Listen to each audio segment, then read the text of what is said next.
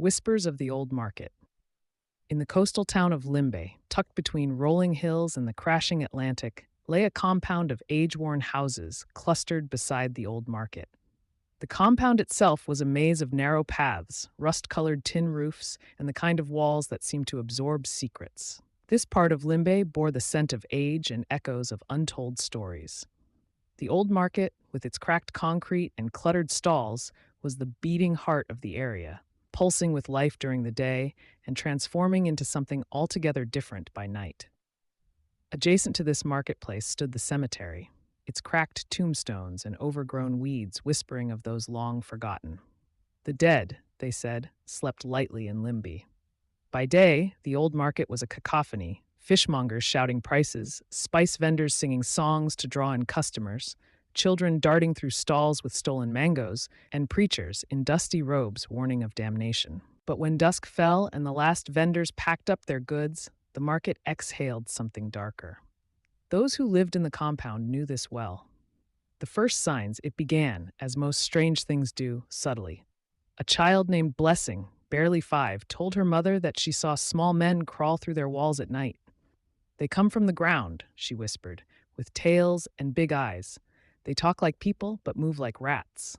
Her mother dismissed it as a bad dream. But Blessing wasn't the only one. Old Mama Pauline, who had lived in the compound since before Cameroon had independence, swore she heard whispers under her bed every Tuesday night just after the market lights were turned off, and long after the final prayer from the nearby mosque had faded. "It is not rats," she would say, holding her wrapper tight. "It is them. Witches and wizards, those who wear the faces of your neighbors by day, but crawl on their bellies by night." People chuckled at her stories, but only in the daylight. At night, they triple-locked their doors. The invisible meetings. It wasn't just the sounds, the dragging of clawed feet, the sudden scurrying in the walls, the low hums that vibrated the floorboards. It was what the compound dwellers felt, a heavy presence.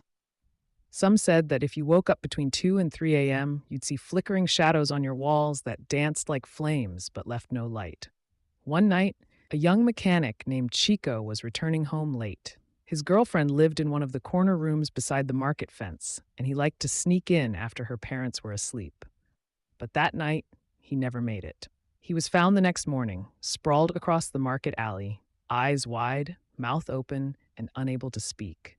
Not injured, just broken. For days, he sat in silence, trembling. When he finally did speak, all he said was, "They were having a meeting.